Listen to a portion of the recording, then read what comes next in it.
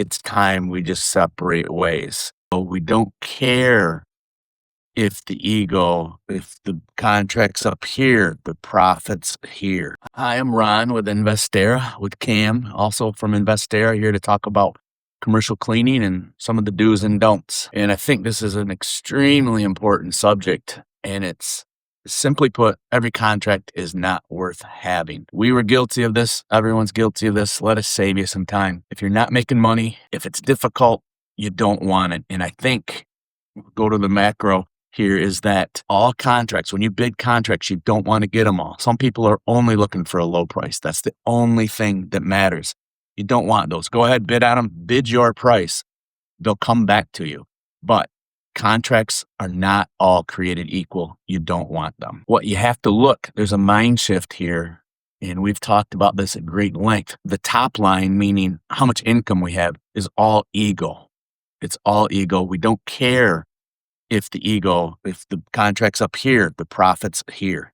So you want to have a percentage that you are comfortable with. Ours is greater than 50% of labor cost, and it's imperative that you do that. Otherwise, giving people raises, there's problems with the job. There's always things that pop up.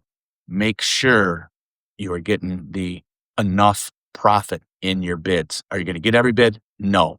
Who cares? I think what we're saying is that don't bid on price, right? So most contracts, if someone's looking at their cleaner just based off price and they're price shopping, the person with the lowest bid is going to win.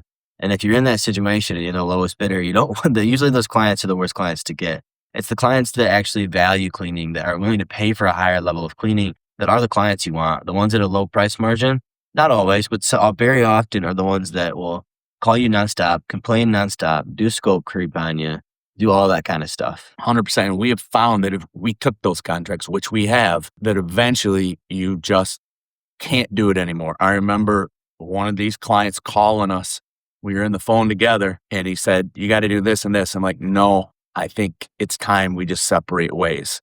And I think he was taken aback by it, but he understood. We left on good terms. They actually gave us a thank you note for doing such an incredible job, but they couldn't replace us for that cost. Going back to that too, we did not have at the time as detailed of a scope of work as we do now, which is actually really, really important contractually as to what is done and what is not done. Say they want this done, well, it was never on the scope in the original bid. Sometimes with small things, obviously we just add them in. We want to satisfy the client need, especially if they're a good client. But it's very nice to have that piece of paper that you can return to and say, this is what's on the actual scope of work that we agreed to. If you're losing money on the job, why are you doing it? We are not in this business, and I don't want you to be either, to create a job. And that's what these contracts do. They create a job for you because you can't have someone else do it and make money. It's a massive negative if there isn't enough money in there to pay your person, pay for the supplies, do little extras. We're all about making people happy, but when they start adding and they don't want to pay anymore, it's a problem. It's time to move on. It also crushes scalability of your company, because if you're the cleaner or you have a cleaner in there, you're making like no money. There's no room to add another layer above you and that layer. There's no place for a extra driving time or a manager or any scalability, any overhead. You might be able to make some money on that contract, but you can't scale above it. Correct. And we just had I won't go into the exact details, but two companies that do the exact same thing. And one company took our contract at a significantly higher rate. And what you see when you walk into these places, this place is a well-oiled machine. They don't really need us. They want us because they're willing to pay for good service. The other company, you walk in and you're like, whoa, they're going to struggle eventually. It's always bad. There's always problems. They always want more. Probably the craziest thing I saw with this is they want the cleaners to get in the dumpster and push the garbage down because they don't want to pay the extra $20 because there's too much garbage. That is a true story, and it's happened multiple times with the same contract. Yeah. Oh, yeah. Stuff like that, crazy stuff like that always happens in these really small contracts, or not necessarily small, but poorly priced contracts. It's where you always get these crazy scenarios if people happen like this. Right. And the other problem you run into is nightmare operations. Hard to take care of shift hours. Like maybe we need to clean from 6 to 9 a.m. I mean, you want to become a 24-hour cleaning business, but 90% of commercial cleaning is in the early evenings. They don't want it. So now you got to find an employee to work from 6 a.m. to 9 a.m. Well, what happens when that employee misses or goes on vacation? And which brings up a good point. You also have to put a little bit of money in there because you have to fill to scale. You got to have someone to fill in when these people are gone. That is a very difficult shift to fill in. If it's between 5 p.m. and midnight, you have employees everywhere. We can just scooch them over here and fill them right in. I guess the way I look at that too is that if we have a job, I don't think 6 a.m. to 9 a.m. is that bad. I would argue like 1 a.m. to 5 a.m. or something. Like that's a window of time. There's a lot of contracts that are kind of like that. Like restaurants can be kind of like that at that time frame. It's a really tough time frame to actually staff. And you have to be able to pay people well enough to do those jobs. And so the price really needs to be higher on those kind of jobs just to make sure that you don't have that operational headache of too many people missing, because you need to find high quality people that can work those hours for you. Correct. One of the other problems we have with clients is a culture problem. They don't want a certain type of person in there. Or, one of my biggest problems is they can't say that they're a cleaner. It's like, okay, I'm sorry, I didn't realize you were better than a cleaner. If they're disrespectful, that's a sign of a culture problem within that company, and you don't want them. What you can tell with the attitude immediately, they look down on you when you do the bid. They look down on you because you are only a cleaner. You don't want that person. Everybody's the same. You need to treat the cleaner just like the executive. In those companies, they do great. You can tell, again, it's a major red flag with me. The other thing with the culture is some people love to complain. It's always, you'll notice, I would say, what do you think the number is? 80% of our complaints are from 10% of the people, and it's the same people. And you put a new cleaner in there and it's the same complaints. It's just it's a constant. It's a culture of complaints. They're never, like I like to say, some people are just not happy. They're not going to be happy. You can't make them happy. You try. It's what we do. All clients aren't created equal. You want to get rid of those clients. Just a fact of life. Yeah, I think when it comes to cultural respect issue too, the other thing I see a lot is that they treat you like you are an employee that works for them. Even though we run a company, we're trying to satisfy the client agreement. If they're treating you like you're their W-2 and they have complete and utter control over everything you're doing, that could be a red flag in my opinion as well. Correct. And they'll say, well, we use this chemical or we use that chemical because we think it's better. Well, you hired us to do the cleaning. Let us do the cleaning. Okay. That's the way it should be. Or they want you to do it this way or that way. You have to draw the line. And it's very difficult when you're starting because you want that contract, but you will find your life is so much better. The goal is to scale big enough where you are not doing the cleaning. You have employees, and I would argue the first employee is the hardest and you go on from there, but that's subject for another day. The best clients, some of the best clients that we have are the ones that say, hey, I need this place cleaned. I don't really care how much it costs me, and I don't care how you do it. If I come in and it's clean the next day, I'm happy with the cleaning.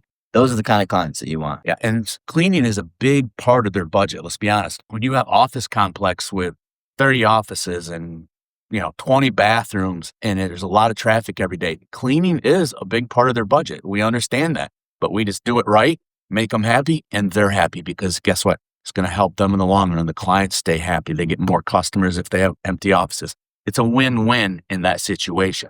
I think that brings up a big point too, where you talk about like the size of clients via price-wise. You have like our lower cost clients, which are going to be like, just like once a week office cleans, like lawyers' offices and accounting offices. There's nothing wrong with those offices, but they're more of a luxury clean. Like that office does not necessarily need that service done. Once you start getting into larger and larger contracts, like big commercial office spaces, hospitals, factories, it's no longer a luxury. It is a requirement that they have to have. And that is where you can really start to have people respect the service that you deliver at a high level. Yes. And how do you evaluate the cost? I mean, there's a lot of different steps to it, but you got to calculate what your revenue per visit or per week is. And when you walk through, you do think we don't bid by the hour, technically, but we go in and we say, okay, this is going to be 4 hours a night, 5 days a week. That's 20 hours. We have to have a greater than 50% profit margin. Are we paying for chemicals? We're doing payroll taxes, admin time, equipment, all those things break into the 50%. But when we do that, so let's say it's 20 hours, you figure out, okay, how much do I have to pay? Okay. And if you say it's $20 an hour, so 20 times 20 is 400. We need to charge a little over $800 for that week, or we don't want the bid. If we bid, someone may come in $650, but they created a job. They will come back to us.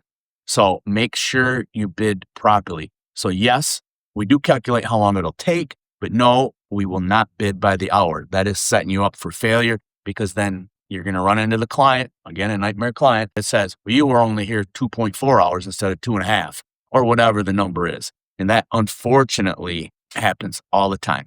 Build in the extras, the supervisor, quality control, the supplies. All those things matter. Have a checklist when you go in to do the bid. Do. Am I doing this? Am I doing that? Make sure you have that. We had a client we just signed this week. We had to sweep under an entire part of the building when they said we wouldn't have to sweep. Okay, it's in black and white. We can say, you told us not to. Now you're saying we have to. We got to add to the bid. It's a win-win for both. Make it very understandable. I think the bottom line when it comes to these contracts is like, is this scalable on to the next level? And it's kind of like how you always need to think in business is like, how can I get from here to the next place that I want to be? And if the contract doesn't allow you to be scalable within it, and there's not enough money in it, that's the biggest issue in these contracts, then you can't scale beyond it. That's the question you're asking yourself when you sign these contracts and when you give them prices. Is there enough margin in here? And can I scale beyond the price that I'm currently at? Yes. And before trying to fix it, you want to change the agreement slightly. So all of our contracts are 1-year contracts, but we say they can cancel us within 30 days. But on the other side, we can cancel them too. So we get in there after 30 days and we're like, this is not working. We have to charge you more. And we do that. We go in, talk to them, explain what's going on, because you're not going to get it perfect every time. But that communication between you and whoever you're cleaning for is absolutely vital. You have to have that communication. Once you get it, that first 30 or 60 or 90 days or whatever it is, once you get past that point, the communication does become less. You still have to check in, make sure they're happy, but you don't have to, you already have the system down. But that first week, month, or whatever it is difficult. You have to have a little bit of give and take. And if you do, it works great in the long run. Yeah, because I think in the first 6 months on some contracts, there's a lot of communication from us and the client, and just making sure that we can get it to where it needs to be. But then once you get to that level with clients, we have clients in our company we've had for almost 5 years that we talk to once a year. We try to talk to them, just to keep up with them. But we no longer need to. The work is just, we have a cleaner that's in there, it's set in place. The client's still happy with us, and that's one of the reasons why this can be an easy business to run. And one of the beautiful things about what Cameron is saying is that once we're doing, we usually start with the public domain, meaning the areas, the bathrooms in the halls, the stairways, and an office complex. But then there's offices within there who may have their own cleaners. They see the good job work and they're happy. And then all of a sudden we're doing 1 office, 2 offices, 3 offices, 4 offices. And so we're not only doing the public areas, we're doing all the private offices after a while, which is a really good way to do it. When is it time to walk away? That's a tough one. Walking away is hard, but necessary. When you've attempted to negotiate the contract, the numbers don't work. Again, I'll go back to what we said at the beginning. The top line doesn't matter. I don't care if your top line's $100,000, if you're only making $2,000, it just doesn't matter. I'd rather have a top line of $5,000 and make $3,000. You have to get the top line. Everyone has to be happy. If they're constantly complaining and you can't make them happy, those are, again, going back to the red flags. You need to seriously consider walking away if they won't renegotiate. Yeah, and I think I like this point as well, is that it really does block better opportunities. I think the client that one of the major clients we walked away from in the beginning of our business was really upset when we walked away, because we were not the ones before we walked away as a client, or as them having us as their client. But we were doing the cleaning. Me and Ron were actually in the beginning doing the cleaning, and it was a really, really exceptional job. And whenever we brought somebody else in, he didn't think it was as good. And then in this particular example, they had cameras and they would see who was actually doing the cleaning. And they would not allow us to step out of that actual role in the beginning. And now it was quite literally blocking us from scaling our business at that time. And it was one of the main reasons we had to walk away from that contract, besides just the price. Yes. And part of what happens in that transition from being working in the business to being the owner is that when you start, and this still occurs to us occasionally, that person that you sign the contract with wants to talk to you. So you bring in your manager once you reach a certain point, and that manager then becomes their contact point. After a while, that's who they know. That's who they see. So our manager takes so much work off our table because they are the contact. And there is a transition there that we can talk about at length in a video, but having someone else be that person, because once they see the owner, I don't care what business it is, they want the owner. They have more say. They're better. They're whatever. You hear those, you don't hear it. They don't say it necessarily, but that's what they want. Yeah, I think that's true of everybody too, employees and clients, and just anybody that deals with you interpersonally. But I digress. Let's talk about how to exit these contracts professionally. We have a 30-day give and take where we can exit in 30 days. So if you're going to exit this contract, you need to give them a window of time that you're going to continue to clean it. Because one of the worst things you could possibly do is just not show up. Just stop showing up. And we see this all the time. People just don't like the contract they have or whatever happens, and they just quit showing up. And then we come in and we get that contract. That is the absolute worst thing you could do for the reputation of your company and for the reputation of yourself. It's very difficult at times. We've had several situations. We talked to a client about a contract and we started it and said, we'll try this. After 30 days, we said, we can't do this. The price isn't there. It's too much work. It's not working for us. And we said, we'll give you 30 days.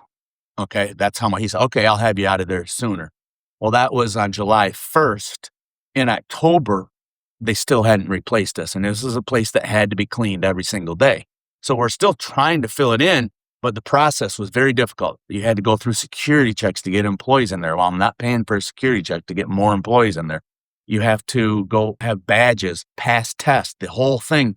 And they're mad at us because we're struggling to get cleaners in there, but we've already given them 60 days. You got to be firm. It's hard. I'm not sure we exited that 100% properly, but we were bending over backwards to cover them. But let's go back. Red flags. They couldn't cover us because they weren't paying enough to get somebody in there.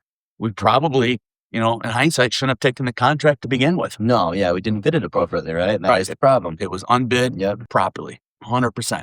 But try to leave very gracefully. That was probably the only time I can remember where our contract, when we leave, it's like we're on talking terms.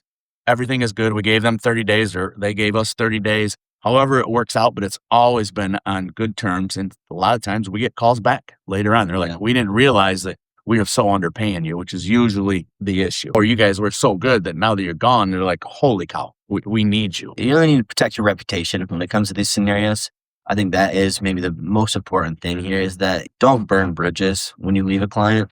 Because like Ron just said, people come back. They say, oh, like I realized that we were underpaying in this situation. I realized that this other companies aren't doing as good of a job. We want you to come back. But if you leave inappropriately, that's not going to happen. You're going to lose that contract forever. And you never know where that person might go. That one person that's in charge of that or that owner, they might blow that company up and they become a massive contractor. That person becomes a manager in a factory or a hospital or something.